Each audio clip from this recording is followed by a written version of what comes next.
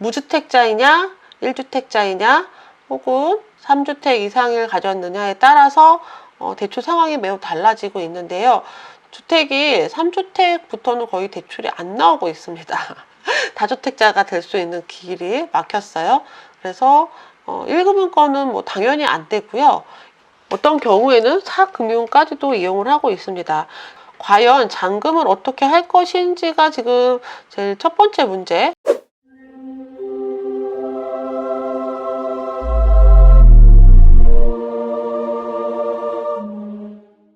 온라인 클래스 시즌1 마지막 피드백 시작하겠습니다.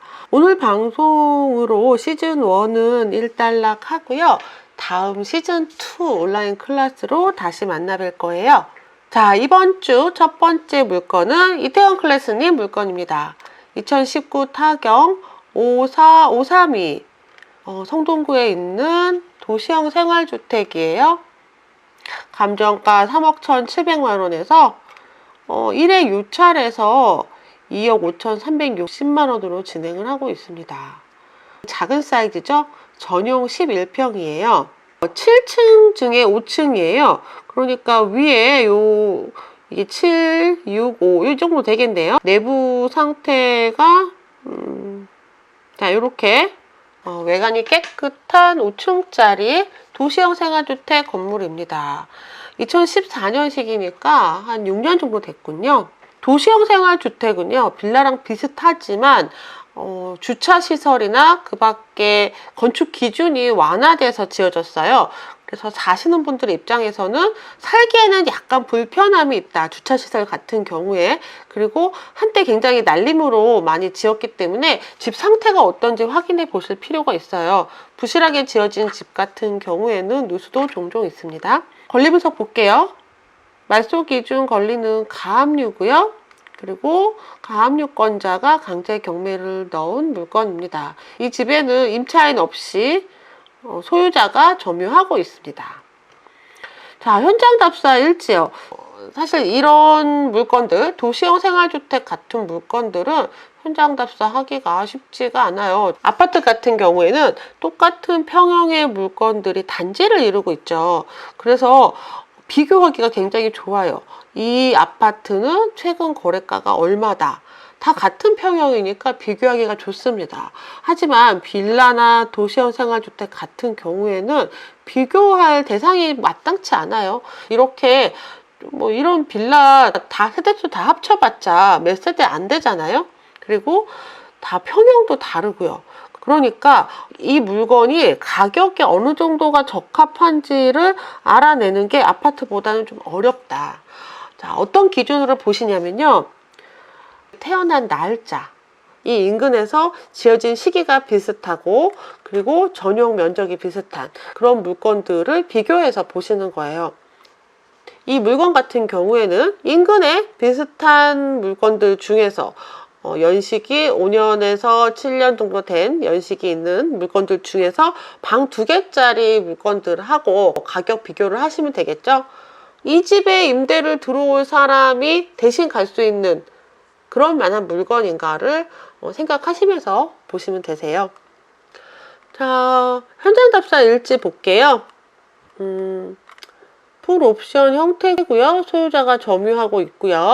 이런 물건 같은 경우에는 관리사무소가 따로 없을 수도 있어요.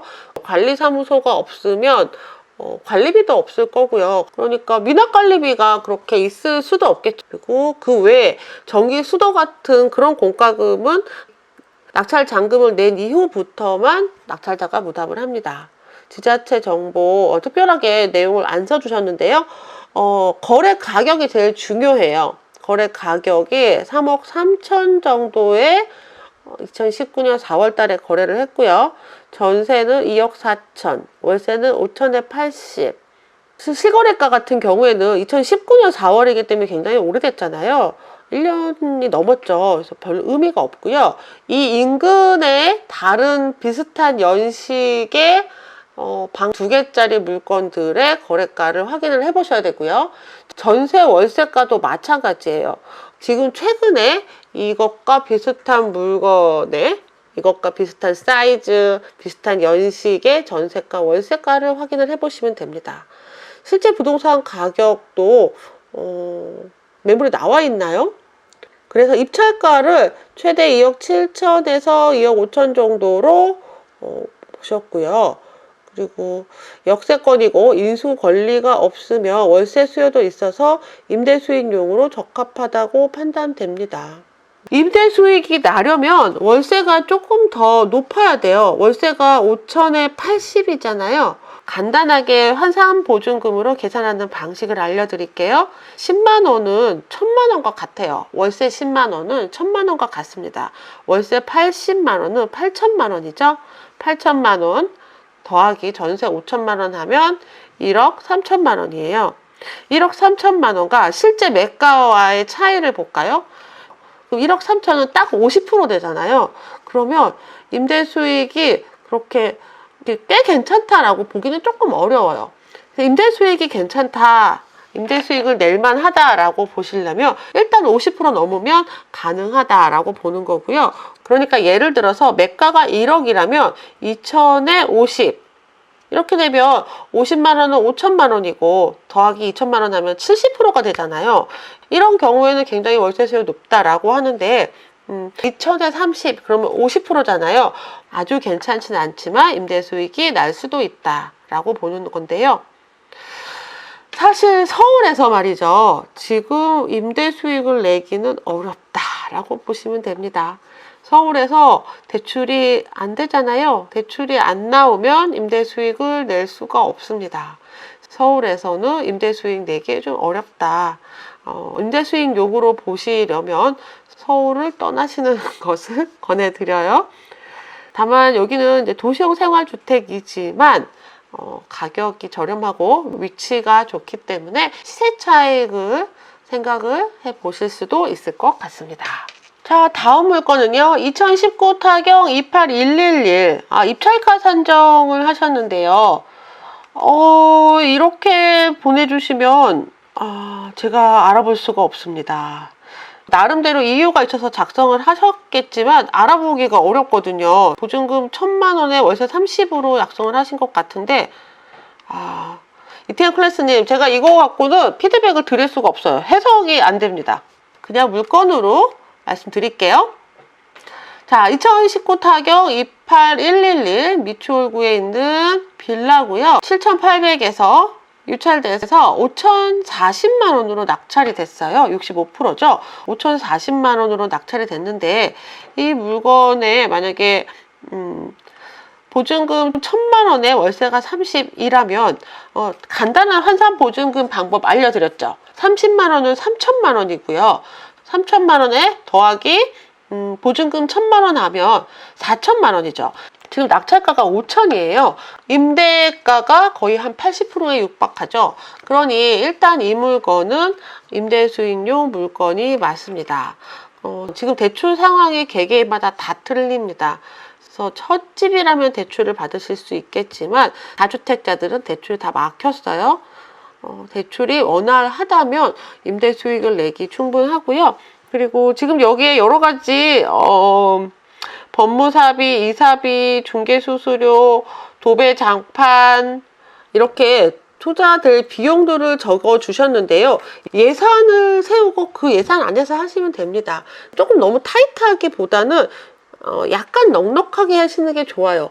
왜냐면 타이트하게 예산을 세웠다가 그 예산이 넘어가게 되면 투자금이 오버되잖아요. 그러면 어렵죠. 그래서 항상 예비비를 가져가시는 게 좋고요. 취득세는 넣으셔야 되고 보유세는 계산하지 않습니다. 12개월치 월세를 받아서 한 달은 세금 내고 한 달은 기타 중개수수료나 수리비나 이렇게 나간다라고 생각을 하시는 거예요. 일단 이 물건은 임대 수익이 나는 물건 맞고요. 다만 임대 수익을 내려면 대출을 많이 받아야 되는데 대출 상황을 체크를 해보셔야 된다는 거 고려하세요. 이번에는 2019 타경 29633 간석동에 있는 빌라고요. 낙찰가가 3,600만 원이에요. 3,600만 원. 역시 보증금 1,000에 30으로 잡으셨는데요. 이렇게까지 안 나올 것 같은데. 천에 30씩 받을 수만 있으면 거의 뭐 무피 투자도 가능할 만한 물건이죠. 권리 분석 한번 해볼게요. 근저당이 말소 기준 권리고요. 밑으로 가압류 해서 소멸입니다. 지금 이 집에 임차인이 2명이 쓰여져 있죠. 장땡땡님은 이땡땡님의 아들이에요. 그래서 이땡땡님이 임차인이고요. 임차인의 보증금은 2,400만 원으로 최우선 변제권을 가진 소액 임차인인데 낙찰가가 3,600만 원이기 때문에 배당금이 일부 미배당이 된 물건이죠. 자, 수익률 분석표는 이 표가 아니고요. 질경 수익률 분석표가 있거든요. 이번 주에 아마 받으셨을 거예요. 617 대책이 적용된 수익률 분석표는 아닌데요. 그래도 직접 만드신 것보다는 조금 더 수월하실 거예요. 질경 카페에 있거든요. 이 방송을 보시는 분들도 질경 카페로 오시면 누구나 다운로드 받으실 수 있습니다. 질경 수익률 계산기로 한번 계산해 보시기를 권해드려요. 자, 이태영 클래스님 이번 주에도 수고하셨습니다.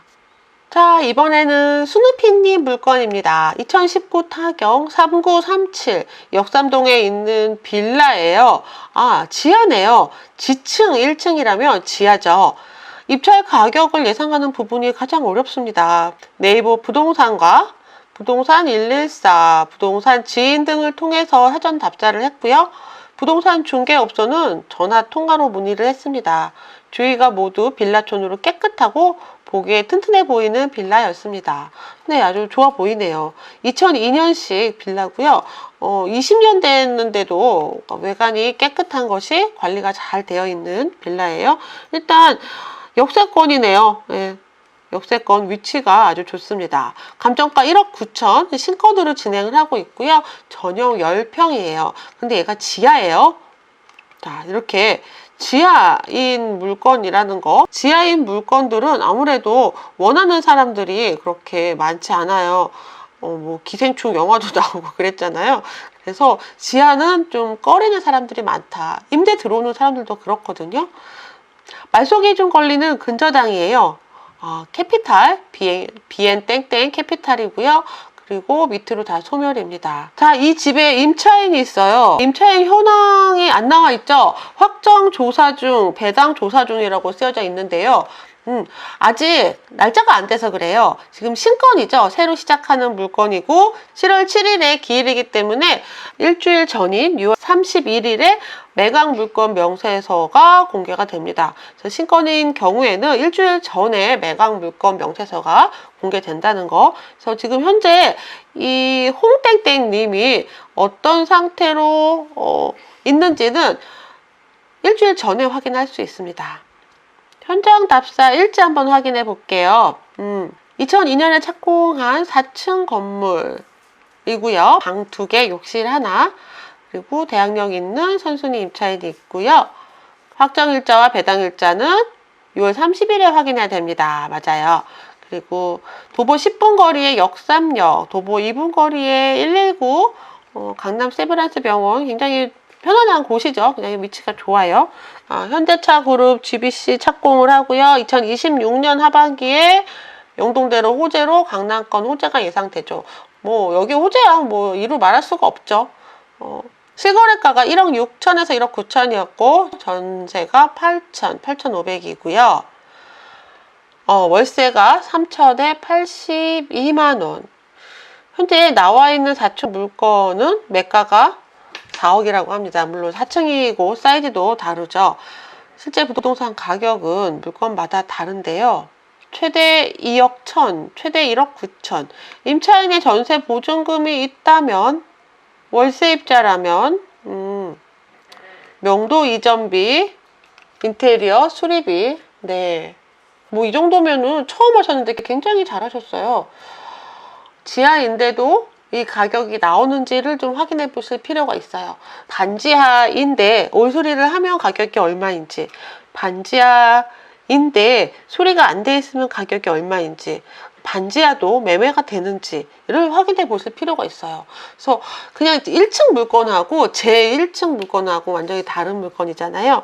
지하인데도 불구하고 이 가격인지를 확인을 해 보셔야 될 것 같습니다. 이번에는 모의 입찰 물건이요. 입찰가를 결정하고 입찰을 하는 부분은 온전히 스스로 결정해야 되는 부분이라서 어렵고 떨리는 것 같습니다. 실전에 임하기 전에 사전 답사와 현장 답사를 꼼꼼히 하고 경제적인 부분도 신중히 고려해야 될 것 같아요. 맞아요. 최근에는 잔금할 방법을 잘 세우셔야 됩니다. 대출이 어려워졌죠? 그러니까 내가 가지고 있는 자금이 얼마인지, 대출 가능 금액은 얼마인지, 잔금은 어떻게 치를 건지를 고려하시고요. 또 특히 세금도 주의하셔야 될 부분이에요. 지금 세금 체계가 굉장히 복잡해지고 있는데 무주택자이냐, 1주택자이냐, 혹은 3주택 이상을 가졌느냐에 따라서 대출 상황이 매우 달라지고 있는데요. 주택이 3주택부터는 거의 대출이 안 나오고 있습니다. 다주택자가 될 수 있는 길이 막혔어요. 그래서 1금융권은 뭐 당연히 안 되고요. 최근에 2금융권에서 대출을 받기도 하고 어떤 경우에는 4금융까지도 이용을 하고 있습니다. 과연 잔금을 어떻게 할 것인지가 지금 제일 첫 번째 문제, 세금을 어떻게 처리할 것인지가 두 번째 문제인 것 같아요. 자, 2019 타경 11175 수정구에 있는 성남 수정구에 있는 아파트고요. 감정가 13억 5천만 원에서 1회 유찰해서 진행하고 있어요. 전용 44평형입니다. 낙찰됐네요. 15명이 들어와서 98%인 13억 2,100만 원에 낙찰이 됐습니다. 모의 입찰가보다 많이 높게 낙찰이 됐죠. 많이 들어오셨고요. 2등도 얼마 차이가 안 나요. 98%에 낙찰이 됐습니다. 정부 발표 이후로 집 가격이 더 오를 것으로 예상이 돼요. 낙찰가도 하반기에는 좀 떨어지지 않을까 했는데 참 떨어지기가 쉽지가 않을 것 같아요. 낙찰가가 더 오르고 있는 상황이에요. 이번 물건은 2020 타경 9714 남양주시에 있는 아파트고요. 1억 9,700 신건으로 진행을 하고 있어요. 25평, 전용 25평 아파트입니다. 말소기준 권리 근저당이고 밑으로 다 소멸이에요. 이 집의 임대차 관리는 매각기일 일주일 전인 6월 30일에 나올 것으로 예상이 됩니다. 이 집의 관리비도 140만 원 정도 되는데요. 2017년에 전 소유자가 돌아가시고 상속이 되면서 대출을 또 받았고요. 추가 대출 받으면서 그 전세권도 설정을 했죠. 그러니까 소유주가 돌아가시면서 경제 상황이 매우 급속하게 안 좋아진 것으로 보입니다. 자, 이 물건 1억 9,700 감정가 1억 9,700이고요. 최근에 매각가율이 92% 정도예요. 12개월 전에 90%였는데 살짝 오른 상황이고요. 최근에 거래가가 1억 7천에서 1억 한 8천 정도예요. 모의 입찰가 1억 9천 정도 예상하셨는데요. 약간 높지 않나 싶어요. 거의 실거래랑 비슷한 가격으로 보이거든요. 전세가가 한 1억 5천 정도예요. 전세가보다 약간 높고 매가보다 약간 낮은 정도 가격이 어떨까 싶습니다. 나의 피 같은 돈이 투자가 되느냐, 일회용 경험 사용으로 쓰여지느냐는 온전히 나에게 주어지는 거죠. 그래서 역시 공부와 연습으로 내공을 쌓아야겠다는 생각이 들었습니다. 모의 입찰을 계속 해보시면 도움이 되실 거예요. 모의 입찰을 직접 해보시면 낙찰가와 내가 예상한 입찰가가 어떻게 차이가 나는지, 이 낙찰가가 과연 합당한 낙찰가인지 또 한번 생각해 보시고요. 저희 온라인 트레이딩은 6월달로 시즌 1을 마칩니다. 시즌 2 온라인 트레이닝은 7월달에 다시 시작을 할게요. 자세한 내용은 안내 글을 남겨드릴 테니 오셔서 확인해 보시면 될 것 같습니다. 다음 온라인 트레이닝 시즌 2가 진행되기 전에 또 새로운 내용으로 만나 뵐게요. 자, 이번 한 주도 수고하셨습니다. 다음 주에 또 만나요. 안녕!